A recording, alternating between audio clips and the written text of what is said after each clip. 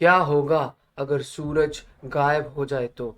एक दिन के लिए, एक महीने के लिए, एक साल के लिए, या फिर गायब ही रहे? ठीक है, ये काल्पनिक तो जरूर है, लेकिन ये असल में हुआ तो क्या होगा, उस अद्भुत मिरेकल को आप देखने वाले हैं। चलिए मान लीजिए किसी रहस्यमय तरीके से सूरज गायब हो चुका है। लोगों को इसका कोई भी अंदाजा नहीं है। सूरज ही वो है जो अपने गुरुत्वाकर्षण के बल पर सारे ग्रह को अपने चारों तरफ घुमाता है, लेकिन अगर उसके उसकी जगह से हिलने से जितने भी ग्रह थे, यानी कि मंगल, बुध, वनस्पति और धरती भी अपनी जगह से हिल गए हैं। धरती अब अपनी जगह से हिलकर फ्रीली अनकंट्रोल्ड पूरे ग्रह में घूम रही है। अब मान लीजिए अब कोई सूरज नहीं है, अब कोई चीज नहीं है जो धरती को एक जगह पर टिके रख सके। धरती अपने रिच से पूरी फ्रीली होकर घूम रही है। अब लेकिन फिर भी धरती पर एक जगह दिन है और एक जगह रात है। सब कुछ नॉर्मल है, वो इसलिए क्योंकि सूरज की लाइट को धरती के आने तक 8 मिनट और 20 सेकंड लगते हैं। ठीक है, तो इसका प्रभाव, सूरज के जाने का प्रभाव भी ठीक 8 मिनट और 20 सेकंड बाद ही होगा। अब 8 मिनट और 20 सेकंड गुजर चुके हैं। धरती पर अचानक से अंधेरा हो गया, मानो अचानक से रात हो गई हो।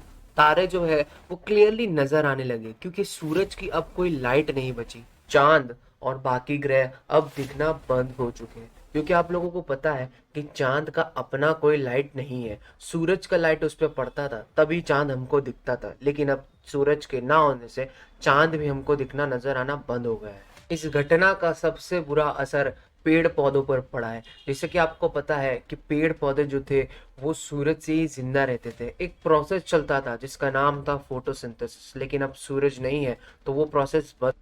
अब 1 घंटा बीत चुका है। आधी दुनिया को समझ नहीं आ रहा कि यहाँ पर क्या चल रहा है।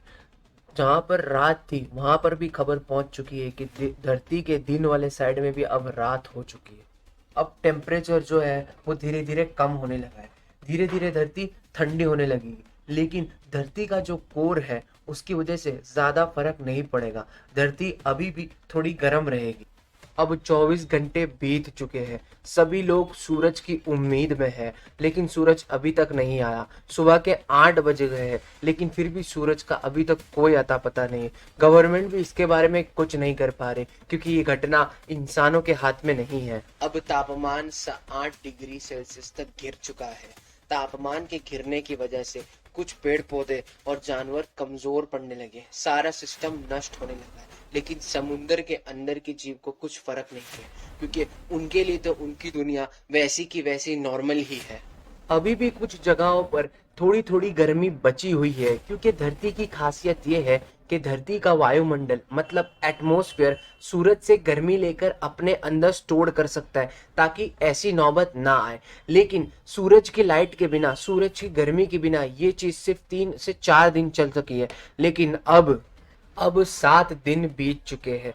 7 दिन के बाद भी कोई चेंजेस नहीं है, अंधेरा ही है। लेकिन टेम्परेचर जो है वो माइनस में चला गया है, -20 डिग्री सेल्सियस। 0 डिग्री में बर्फ जो है, पानी जो है वो बर्फ बन जाता है, लेकिन यहाँ पर तापमान सीधा -20 डिग्री चला गया है। अब यहाँ पर कोई भी लिक्विड का फॉर्म में अवेलेबल नहीं है। अब इंटरनेट, टीवी और फोन कॉल्स भी बंद हो चुके हैं, क्योंकि वो जिससे चालू रहते थे वो थी सैटेलाइट, और सैटेलाइट को पावर मिलती थी सूरज के जरिए, सोलर पैनल के जरिए। लेकिन अब सूरज ना होने से सैटेलाइट भी बंद हो गई है। कुछ हाईटेक बैटरी के साथ उसको वापस चालू किया जा सकता है, लेकिन वो भी 3 से 4 दिन से ज्यादा नहीं चलेगी। वैज्ञानिकों को ऐसा बिल्कुल भी उम्मीद नहीं थी कि सूरज कभी भी गायब हो सकता है, इसीलिए उनके पास कोई बैकअप प्लान नहीं था। अब दुनिया में सारे समुंदर और नदियां जम चुकी है, वो फ्रीज हो गई है। -20 डिग्री सेल्सियस के तापमान के कारण दुनिया में अब कहीं भी लाइट नहीं है, क्योंकि जो डैम जो था, जो पानी से एनर्जी प्रोड्यूस करता था, उसका पानी भी जम चुका है। दुनिया में कई हिस्सों में अभी भी बिजली बची है दूसरे माध्यम के कारण, लेकिन वो भी जल्द से जल्द खत्म हो जाएगी। बिजली ना होने के कारण मोबाइल टावर्स भी अब ठप हो चुके हैं, लोग अपने रिलेटिव से बात नहीं कर पा रहे हैं। इंटरनेट और मोबाइल फोन से जुड़ी वही दुनिया अब पूरी तरह से डिस्कनेक्ट हो गई है। अब पेड़ पौधे जो है वो ऑलमोस्ट मर चुके हैं, क्योंकि सूरज ना होने के कारण वो फोटोसिंथेसिस की प्रोसेस को नहीं कर पा रहे हैं, तो ऑलमोस्ट वो मर चुके हैं। जो जानवर पेड़ पौधे को खाकर जिंदा रहते थे वो भी अब मर रहे हैं, क्योंकि इतने पेड़ पौधे नहीं बचे हैं कि इतना खाना उनको हो जाए। जितने भी पैसे वाले लोग थे उन्होंने इन 7 दिनों में अपने लिए बेसमेंट्स बना लिए ताकि वो ठंडक से बचे रहे। गवर्नमेंट ने ऐसे कई लोगों के लिए जिनके पास पैसा नहीं है उनके लिए भी बेसमेंट्स बना लिए ताकि वो ठंडक से और अपने आप को एटलीस्ट सरवाइव कर सके। अब हर जगह रात ही रात है, टाइम अब कोई सेंस नहीं रखता, क्योंकि पहले तो दिन और रात होती थी तो टाइम का पता चलता था, लेकिन अब हर जगह रात ही रात है।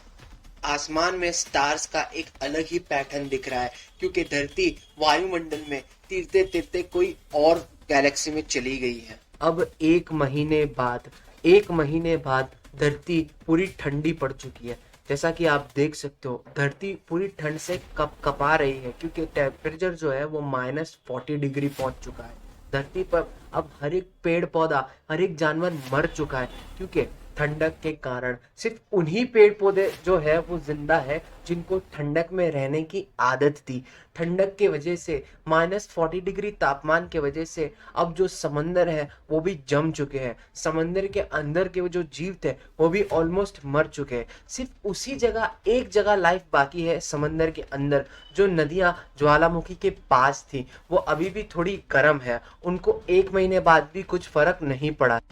पेड़ पौधों के मरने के बाद CO2 यानी कि कार्बन डाइऑक्साइड की मात्रा काफी बढ़ गई है। मानो अब हर एक सांस सिगरेट के धुएं के जैसी हो गई है। जैसे पहले पेड़ पौधे जिंदा थे, ठीक है, तो वो हवा को एकदम क्लियर रखते थे, प्योरीफाई करके रखते थे, लेकिन अब वो नहीं है, तो कार्बन डाइऑक्साइड की मात्रा काफी बढ़ चुकी है। 1 साल बाद वॉल्केनो की जो सतह थी, अब वॉल्केनोज भी जम चुके हैं। ऑलमोस्ट उसके आजू बाजू भी जितने भी समंदर थे वो भी अब जम चुके हैं। पेड़ पौधे मर चुके हैं, जितने भी एनिमल्स थे वो भी अब जम के मर चुके हैं। अब लाइफ एग्जिस्ट नहीं कर रही, लेकिन ऐसा एक हिस्सा अभी भी बाकी है जहां पर लाइफ एग्जिस्ट करती है, जहां पर रियल पानी है।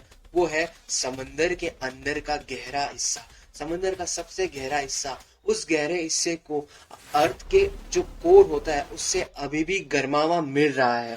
सभी लोग नॉर्थ पोल और साउथ पोल में चले गए हैं, जहां पर समंदर का जो गहरा हिस्सा होता है, जहां पर अर्थ का कोर होता है, वहां से उनको अभी भी गर्मा मिल। 1000 साल बाद अब धरती पर कोई भी लाइफ एग्जिस्ट नहीं करती। धरती पर कुछ भी लाइफ एग्जिस्ट नहीं करती, कोई भी जिंदा नहीं है। धरती बर्फ के चादर के अंदर ढकी हुई है, वो कुछ ऐसी दिख रही है। धरती पर कोई भी लाइफ एग्जिस्ट नहीं करती। धरती अरबों किलोमीटर दूर तैरते हुए एक अनजान गैलेक्सी में पहुंच गई है, जहां पर उसको एस्टेरॉइड्स हिट होना चालू हो गए हैं। एक ऐसा एस्टेरॉइड उसको हिट होगा और क्या पता पूरी धरती खत्म हो जाए, या फिर वो ऐसे ही अरबों किलोमीटर तक तैरते तैरते क्या पता कोई ब्लैक होल उसे अपने अंदर खींच ले।